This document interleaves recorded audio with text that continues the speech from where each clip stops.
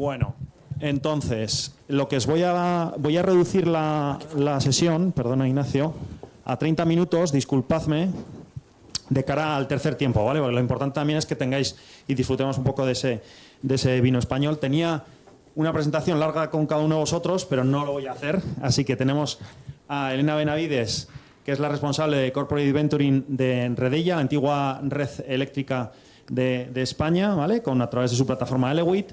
Tenemos el gusto de tener también a Beatriz, que es ni más ni menos que la responsable global de innovación y universidades de todo Iberdrola. Yo quería haber salido en el anterior panel, porque claro, han nombrado ahí varias veces y me he tenido que contener, Pedro. Ahí está, no sé si Ignacio está, lo está ahí Ignacio y José Carlos, con lo cual luego al tercer tiempo hablamos.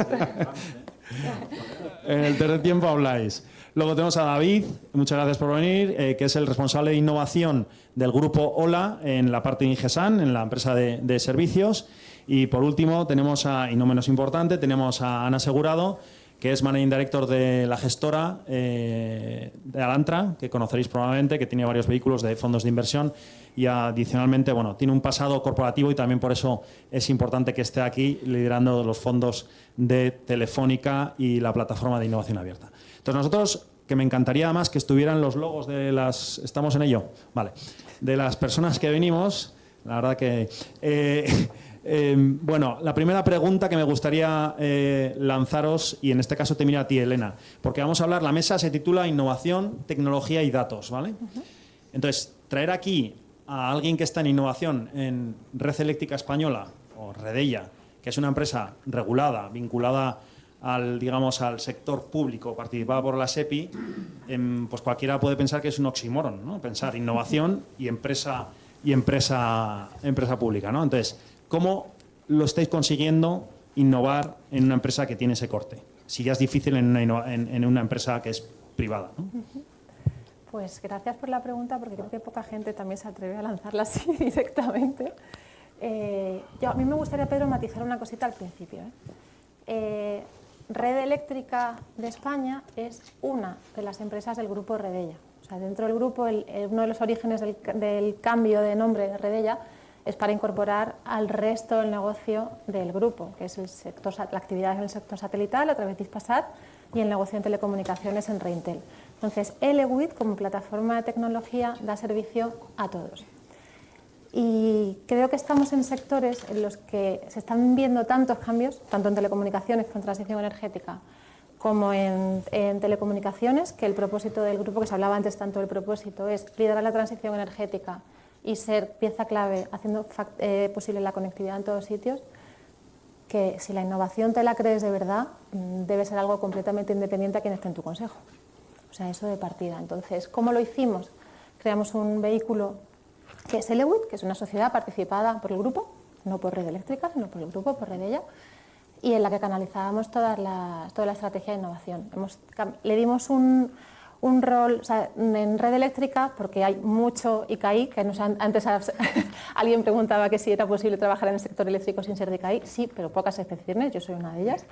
Pero es verdad, se hacía mucha innovación porque hay un porcentaje muy alto de ingenieros dentro de la casa, ¿no? Entonces, cambiamos, pero estaba como muy escondida, ¿no? Muy de departamentos, muy de innovación incremental, y le dimos otra posición. O sea, pasó a tener una posición en el comité ejecutivo, se cambió la estrategia completamente, se incorporó la innovación abierta que no se había hecho antes, se nos dieron capacidades para poder invertir en compañías y poder colaborar con ellas de otra forma.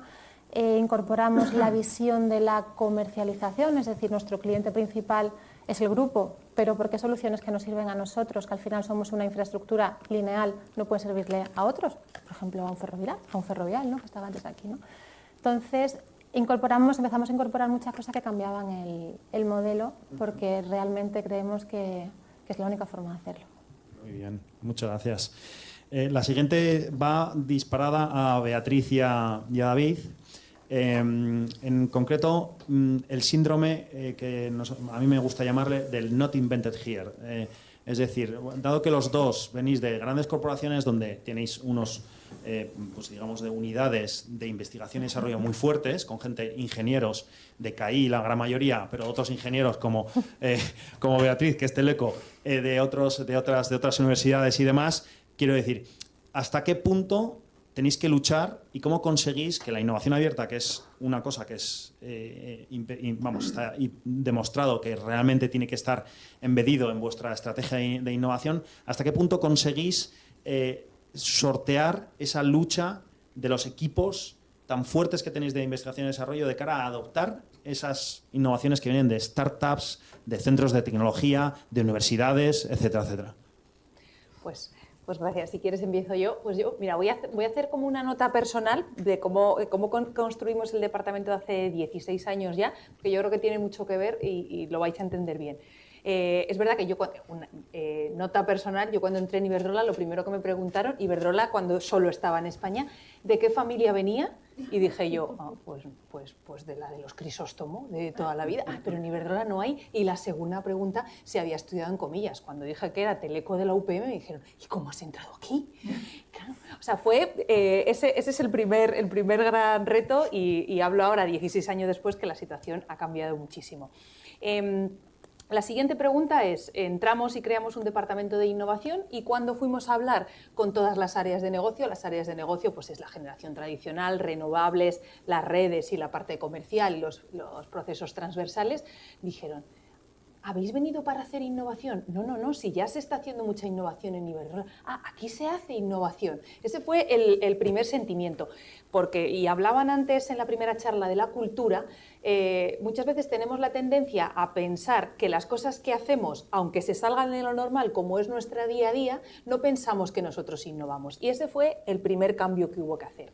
Y es decirles, no venimos a crear un área de innovación corporativa que vayamos a estar, ¿sabéis? Nosotros tenemos un campus de formación e innovación en San Agustín de Guadalix, donde se han hecho allí algunas pruebas piloto. No venimos a tener la innovación justo puesto en un campus, sino que la innovación va a estar y va a seguir descentralizada en todas las áreas, de forma que es vuestra responsabilidad. Nosotros desde Innovación Corporativa lo que hacemos es fomentar y ayudar. ¿Cómo? Facilitando recursos y haciendo muchas veces de consultora interna, de sentarnos con ellos, ver qué necesitan. Recursos, hablamos de financiación externa, de financiación pública y hablamos también de personas. Y ahí viene la segunda pata de ese modelo, ¿no? Del abierto. Ahora hablamos mucho de innovación abierta.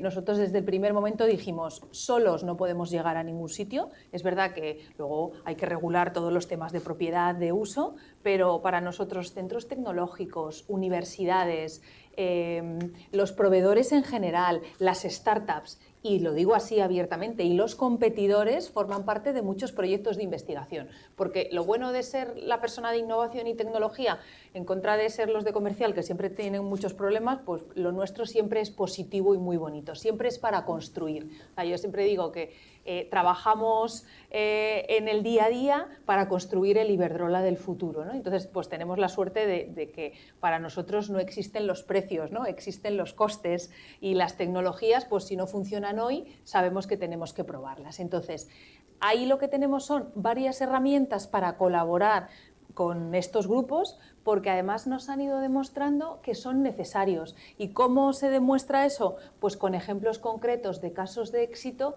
en los que creemos que abriendo todo este proceso de innovación funcionamos mejor. Y ya por terminar solo con un ejemplo, que creo que además antes que hemos hablado del sector energético, se nos ha olvidado un poquito ahí que en el centro de todo, como columna vertebral, tenemos a las redes tanto de transporte como de distribución, que facilitan esta transición energética, ¿no? Que podamos descarbonizar la producción de energía y luego también electrificar la demanda, ¿no? O sea, y las redes están ahí como parte interna. Entonces, nosotros hemos creado en Bilbao el Global Smart Grids Innovation Hub. Hablo antes de que no tenemos un centro único de innovación, pero este en concreto lo que hace es reunir. Ahora mismo tenemos unos 100 socios, que incluyen a toda la cadena de valor y todo tipo de organizaciones, y trabajamos con datos, que es la otra de las partes que hablábamos de la charla, pues porque nosotros, gracias a la digitalización de las redes, tenemos volúmenes ingentes de datos, de operación y mantenimiento, también de uso de la electricidad, y entonces nos ha parecido una buena idea organizar y sistematizar, porque a pesar de que creamos muchísimo en que hay que ser creativos y de ideas felices, pero hay que tenerlo muy bien organizado, y en ese centro de innovación de redes inteligentes ponemos la semilla y estos datos para colaborar con todos nuestros externos.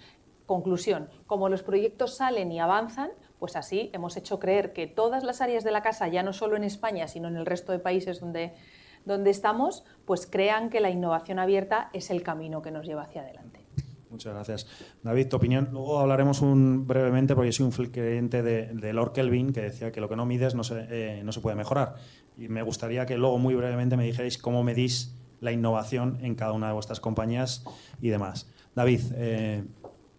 Bien, nosotros, como has dicho, somos efectivamente la división de servicios del Grupo OLA. El Grupo OLA efectivamente tiene unidades de I+D+I consolidadas a lo largo de los años que desarrollan innovación corporativa y soporte a los procesos de I+D+I en distintas divisiones, ¿no? Muy vinculadas al ciclo productivo de infraestructuras, tanto de transporte como infraestructuras industriales u otro tipo de infraestructuras de servicios. Ahí el proceso es más formal, regulado, estructurado. En nuestro caso es justo lo contrario. Y te diría que tenemos una innovación de guerrilla.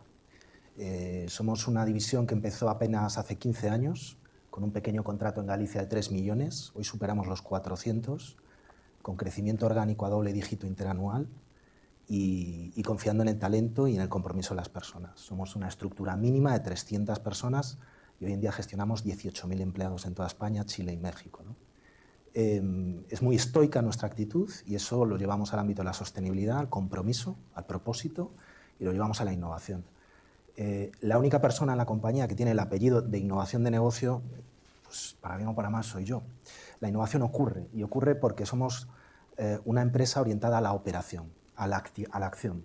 Y esa acción nos orienta hacia la mejora, hacia la búsqueda de la solución. Es una actitud muy natural a incorporar de forma práctica y diaria nuevos elementos que repercutan en mejorar la capacidad que tienes de prestar tu servicio, que es lo que hacemos, a la administración, al cliente público fundamentalmente. El 98% de nuestro cliente es cliente público. La ley de contratos del sector público en la prestación de servicios es tremendamente restrictiva en la capacidad de introducir innovación o elementos abiertos, narrativos, y ahí tenemos que ser tremendamente creativos. ¿Con qué jugamos? Con la diversidad de personas y con la diversidad de negocios. Somos ahora mismo la división de servicios más diversificada. Disfrutamos y explotamos esa diversificación, como decía el gran Steve Jobs, conectando puntos. Tenemos un modelo de innovación y un plan estratégico de innovación que aprobamos en 2021. Apenas 2 años después tenemos programas de innovación desarrollados para las líneas de negocio que tiene la compañía. Y la innovación, como os decía, ocurre con el negocio y ocurre con el cliente, ¿no? Acompañamos también los miembros del equipo a nuestros representantes con cliente a identificar, detectar oportunidades, necesidades y a vehiculizar con esos clientes formas de introducir cambios en la eficiencia de las operaciones y en la mejora general de los contratos que damos, ¿no? Tenemos contratos de prestación de servicios sociales, gestionamos residencias de ancianos, centros de día, servicios de asistencia domiciliaria, servicios energéticos, contratos de empresa de suministros energéticos, eficiencia energética. Esta mañana estaba en el Congreso de los Diputados, ¿no? Que tenemos un contrato mixto de mantenimiento de infraestructuras integral y suministro energético, ¿no? Abordamos siempre esa integración, esas sinergias, conociendo un activo y conociendo los procesos y las personas alrededor de ese activo, como el mantenimiento y la capa energética redundan en el conocimiento de un servicio que mejora la prestación para un gran cliente, ¿no? Y trabajamos mucho en la innovación basada en el cambio del modelo de negocio, en el paradigma, ¿no? Sobre actividades nucleares, que son las tareas que realizamos para prestar un servicio, construimos ecosistemas, confiamos mucho en compañeros, proveedores, empresas de la competencia, incluso grandes compañías tecnológicas, pequeñas startups que están todavía en terreles bajos y en los que entramos a ayudarlas digamos, a expandir y escalar ese negocio y esa visión que tienen.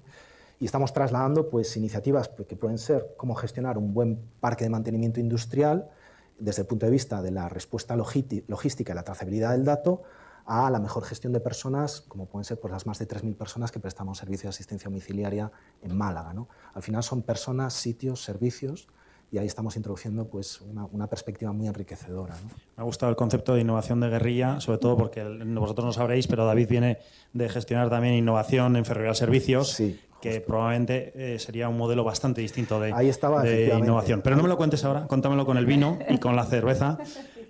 Tenemos también, Ana, la siguiente va para ti. Y entiéndeme, outsider ahora, Sí, como gestora de fondos y dentro del mundo más de la pura inversión, si quieres, habéis lanzado un vehículo, uno de los muchos, que es Clima, en donde una corporate como A+ se acaba de sumar a la iniciativa que había con Enagás y con vosotros, ¿no? Para la transición energética. Es un fondo de 210 millones que ha levantado Alantra y que gestionan, ¿no? Entonces, aquí la pregunta es, ¿hasta qué punto tenéis un criterio concreto para aceptar a esas corporates realmente en cada uno de los vehículos? Digo Clima, como puede ser cualquier otro, y si hay algún, desde tu punto de vista, cambio por ser en un sector concreto como es el energético. Sí, pues... Por cierto, Javier, es de la casa. Vale. Sí. Bueno, yo quizá, como soy un poco el punto discordante de esta mesa, que es muy, muy corporativa y muy de innovación, yo soy la responsable de la socia responsable de Venture Capital o de tecnología dentro de un banco de inversión. Nuestra labor es asesorar a corporates. Gracias. Nuestra labor es asesorar a corporates en transacciones corporativas de crecimiento, de desarrollo, de venta, y luego también, como ha dicho Pedro, tenemos una unidad de gestión de activos, es decir, una gestora de fondos de inversión alternativa, es decir, de compañías no cotizadas orientado a inversores institucionales, no al público masivo. Entonces, ¿cómo vemos el mundo de la energía dentro de un banco de inversión, ¿no? Pues cosa que lo sabemos todos, o sea, ha habido un crecimiento en volumen de negocios, de transacciones ligadas a la energía brutal en los últimos años, con lo cual pues esto ha hecho que todos los bancos de inversión, incluido Alantra, desarrollen unidades especializadas en dar asesoramiento a clientes en operaciones de inversión, de desarrollo, de infraestructura, relacionadas con energía. Pero otro punto que observamos, y que yo le decía a Pedro que me parece interesante, es que el mundo puro de la tecnología, es decir, el mundo del venture capital, cada vez está lanzando más productos especializados en soluciones de innovación para el ámbito energético, que es un poco la parte de la cadena, ¿no? Y si miras, por ejemplo, el panorama del mundo venture capital o de la innovación desde fondos de venture capital en España, es rara la gestora que no haya lanzado su producto de sostenibilidad, pues unos acompañados de corporates, como es el caso de Adara o de Sealla con Iberdrola, o de la misma Alantra con Enagás, en el caso de Clima, otros pues con proyectos más independientes, pero hay muchísimas gestoras ahora mismo que están o lanzando o cerrando vehículos ligados al mundo de la energía, ¿no? Porque al final la parte de tecnología y datos, lógicamente, pues, es muy crítica, sobre todo, yo diría, en todas las fases de la cadena, pero más la tecnología pura, más en la parte de consumo, ¿no? Y luego, el otro fenómeno que vemos, también con una unidad que tenemos de asesoramiento a corporates en programas de inversión corporativa, cuando no tienen equipos propios, como es el caso de las corporates aquí representadas. La otra tendencia que vemos es que corporaciones industriales totalmente alejadas del mundo energético hasta ahora tienen un foco de inversión en energía por un tema de subsistencia. Y os hablo de compañías pues, industriales, pero que tienen un consumo energético alto, por ejemplo, un Roca Sanitarios, compañías que tienen mucho consumo calorífero pues, para producir sus productos, donde la energía y las eficiencias y nuevas soluciones que abaraten su factura eléctrica se ha convertido en una prioridad, ¿no? Entonces, el tema de los corporates que decías tú, pues yo creo que los corporates están abordando el mundo de la transición energética o la inversión en tecnología en el campo energético de muchas maneras. Una es con equipos propios, como aquí hemos tenido ejemplos pues, que tienen su propia estrategia de inversión y que lo hacen desde un profundo conocimiento de la industria. Otra vía es, al final, apoyarse en vehículos de inversión, bueno, pues, digamos, para profesionalizar esa captación de proyectos y ese proceso de inversión, como es el caso, por ejemplo, de los inversores que se han sumado al proyecto de Clima, ¿no? Y entonces ahí los criterios, pues lógicamente yo creo que una gestora sobre todo cuando lanza un fondo verticalizado, donde nunca los gestores suelen ser extremos expertos en energía, sino más bien expertos en inversión y con ciertos conocimientos en energía, yo creo que valora muchísimo la presencia de un fondo, y bueno, pues aquí lo pueden corroborar, valora muchísimo la presencia de un corporate en un fondo porque da un criterio de negocio muy valioso como punto de consulta y de chequeo de las soluciones por parte de los gestores del fondo. Entonces yo te diría que creo que casi todos los fondos de Venture Capital están muy abiertos a recibir inversión de compañías industriales expertas en la materia. El punto más de fricción es el tema de cómo se quieren meter en las decisiones de inversión o en el gobierno del fondo, ¿no? Que es siempre el punto de conflicto. Entonces, los gestores son muy reacios a compartir la toma de decisiones, entonces quieren mucho, digamos, consultoría por parte de sus inversores, pero mucha libertad a la hora de decidir, ¿no? Y entonces el conflicto suele entrar ahí y eso es lo que hace que a veces esa relación no funcione. De ciencia ficción a ciencia aplicada. Y os miro a las corporates en este caso, aunque también me gustaría saber tu opinión muy brevemente, porque tenía 10 preguntas, pero vamos a cortar, porque además hay una que os quiero hacer al final. Esta es la penúltima, más allá de dejar por supuesto a la audiencia que os pregunte, y es ciencia ficción a ciencia aplicada. Todos vosotros trabajáis bien con centros tecnológicos, universidades, etcétera. ¿Qué pasa en España que no somos capaces de toda la investigación, todo el desarrollo que existe, pasarlo a cosas que realmente tengan un impacto a la empresa? Esa transferencia tecnológica que se puede medir en número de patentes, en un montón de cosas. ¿Qué es lo que pasa? Que conteste el que quiera, y me gustaría también, Ana, oír tu visión de cuando estabas en Telefónica.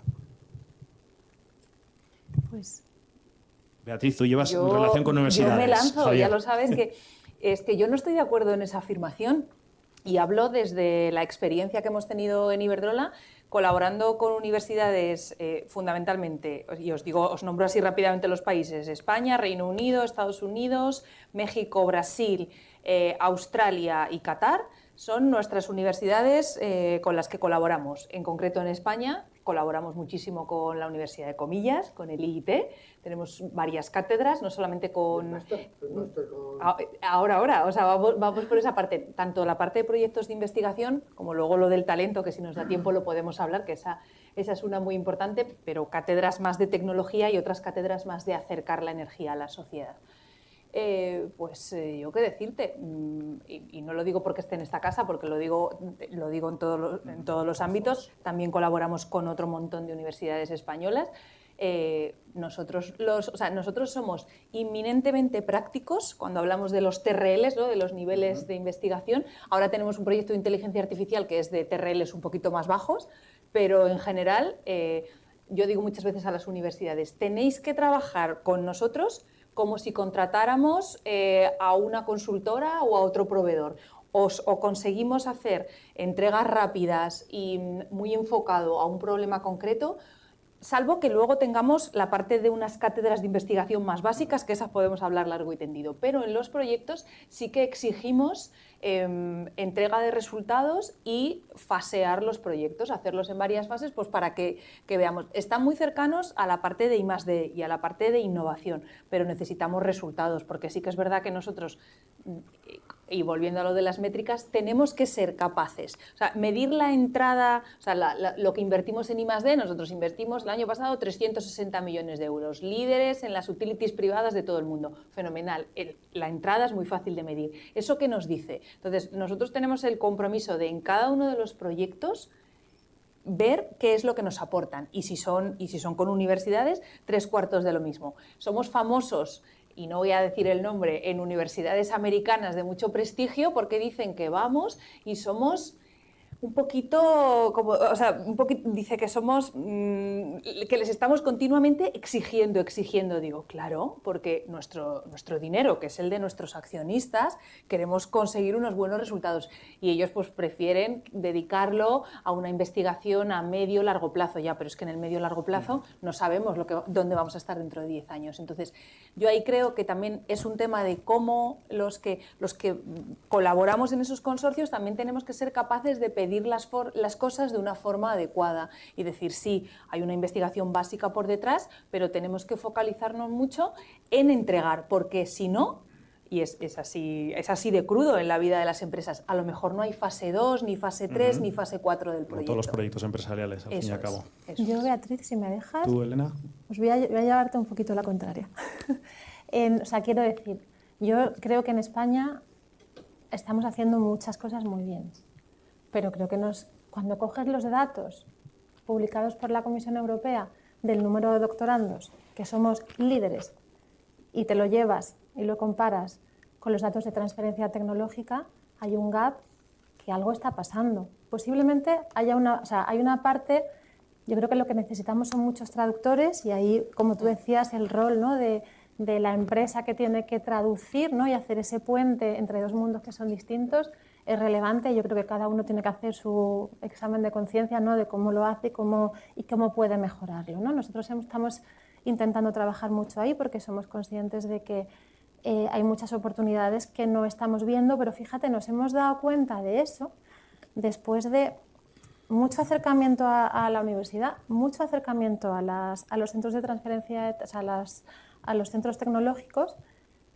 y a veces casi que dependiendo del carácter de la persona que tengas al otro lado, ¿no? Entonces, cuando la transferencia tecnológica es algo tan importante dentro de la evolución industrial de un país, creo que habría que dotarla de otra serie de recursos. Y te digo que, igual que te digo esto, te digo lo contrario desde el punto de hemos invertido en compañías que su origen es ser spin-offs de universidades. Por lo tanto, hemos dicho, evidentemente hay mucho que hacer, ¿no?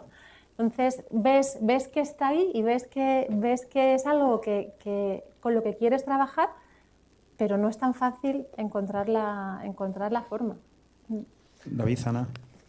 En mi caso, yo fui profe de universidad 5 años en la Universidad de La Coruña, 10 años investigador, proyectos europeos, internacionales. Mi etapa de Ferrovial llevaba la cuenta del MIT y para mí es muy natural hacer esa traducción personalmente y trasladarla a mis equipos, tanto en la empresa como a los equipos de la universidad con los que me toca hablar. Yo creo que en España, en concreto en la universidad pública, tenemos una carencia de actitud, actitud de lo que es el personal investigador y docente hacia la aplicación práctica, tangible, pragmática de lo que están haciendo, una colaboración en la que ellos vean, aparte de un paper, que somos 10ª potencia en el mundo en publicaciones científicas, pero en tasas de patentes, modelos de utilidad, pues estamos mucho más atrás, creo que en el 50 y tantos, ¿no? Yo creo que ahí hay una brecha que hay que mover hacia adelante, ¿no? En el MIT dicen mens et manus, mente y manos, ¿no? Pues efectivamente, o sea, trasladar. Y hay pockets, efectivamente, en la universidad pública. Por supuesto, en la privada hay una orientación mucho más hacia la acción, hacia la transferencia y hacia la implicación en el impacto socioeconómico del estudio, ¿no? Es muy natural eso, ¿no? Ocurre de forma muy natural. Pero en la pública, digamos que hay un planteamiento más funcionarial, más vinculado a un centro de conocimiento y sapiencia en el que, pues bueno, tiene todavía alturas y muros muy fuertes. Hay brechas y siempre encuentras joyas en el sistema universitario español. Ahí están grandes profesores españoles que están por todo el mundo y son referentes, ¿no? Cuando encuentras esas joyas, se pasa de la ciencia ficción a la ciencia aplicada, en proyectos cortos, bien entregados, muy bien articulados desde el punto de vista del rigor académico, en el que les das a ellos publicaciones, ponencias y currículum, y en el que tú tienes una solución pues, que tiene una calidad extraordinaria, ¿no? Yo creo que tenemos que, como empresas, motivar ese cambio de actitud, ese cambio de papel de la universidad pública en general. Insisto, en la privada yo creo que se hace muy bien, nace ya con esa vocación de introducción e impacto, ¿no? de imbricación en el engranaje del valor económico de la empresa, pero en la pública todavía nos falta, ¿no? Y en la pública hay bolsas de conocimiento aplicado que están todavía por descubrir. Ana, Sí. ¿algo complementar? Yo tengo una opinión bastante parecida a la tuya. O sea, yo creo que se ha avanzado bastante, pero evidentemente tenemos un retraso en el tema de la transferencia tecnológica y en el éxito respecto de otros países. Yo creo que hay una confluencia de factores, no hay solo uno, ha habido trabas administrativas y legales. Yo creo que ha habido también poco dinero de riesgo, o sea, es curioso, pero prefieres, a veces el dinero prefiera invertir en una aplicación para traerte pizzas a casa que lo entiende, que en un proyecto de alta tecnología donde ve muy lejano, ¿no?, el que eso sea rentable. Entonces, falta de dinero, lagunas legales y luego una falta de mentalidad en general, yo creo, en la Universidad Española en general, de crear muy buenos técnicos y con profundo conocimiento tecnológico industrial, pero trabajando poco la parte de visión de negocio y más empresarial. Eso ha sido una lacra en general, en el que yo creo que precisamente ICAI es un poco una excepción, porque yo creo que siempre ha querido cuidar esa parte, ¿no?, de vocación empresarial dentro de sus ingenieros, pero en general vas a la universidad pública y nunca han hecho un papel de marketing, nunca han presentado una idea, nunca han visto el ángulo de negocio. Entonces, claro, tienes extraordinarios científicos, pero que les da igual que eso sea un negocio o no, ¿no? O sea, la mentalidad hay que cambiarla. Y, o sea, que estoy bastante de acuerdo, pero también creo que está cambiando. Bueno, vamos a cortar ya. Yo tenía una última pregunta y sí que os pido 15 segundos para cada uno, que era esta, porque como estamos con ChatGPT y le pregunté y le dije, vamos a ver si es tan inteligente, y le dije, oye, tengo que cerrar una mesa redonda y tal, no pasa nada. ¿Qué les preguntarías para que sea algo así sorprendente y tal? Y la verdad que me defraudó un poco. Me decía básicamente que cuál es la innovación más disruptiva que veis en los próximos años. Entonces, 10 segundos cada uno de vosotros. Esto es, y ya lo sé que es un triple desde el medio del campo, pero... ¿En energía? Es que no tengo sí, energía, en el sector energético. Para mí, la gestión del almacenamiento. Gestión del almacenamiento, Beatriz. Pues yo me voy a tirar por el lado de la demanda, fíjate. Yo creo que también hay que hacer mucha evangelización en la parte de la demanda y que los consumidores entremos de lleno en el mundo energético. La economía del comportamiento, el punto de decisión en el modelo de consumo individual, el cambio en el paradigma de consumidor y productor. ¿Y el banco de inversión? Yo veo el mundo de la fusión nuclear como algo apasionante, porque no llegamos a saber si es algo que va a pasar en 2 años, que nacen startups que de repente reciben 200 millones de euros porque tienen la fórmula para la fusión nuclear, pero luego en el ámbito científico lo ven que es una cosa para 20, 30 años con desafíos tecnológicos brutales.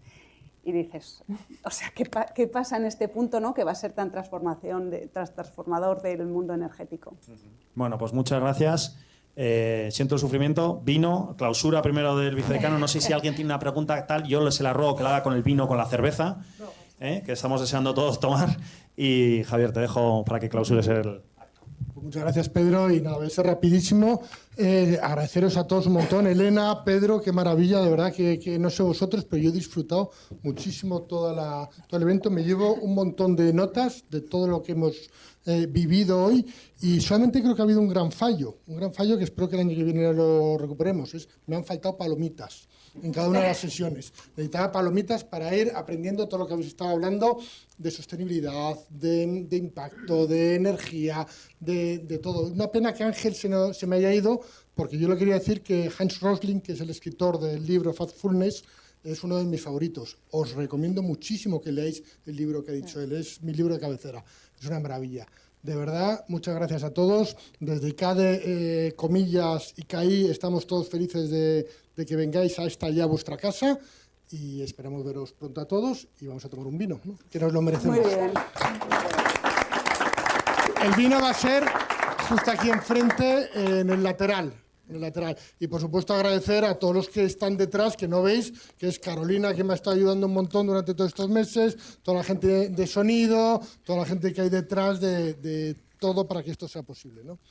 Pedro y Elena, a por el vino.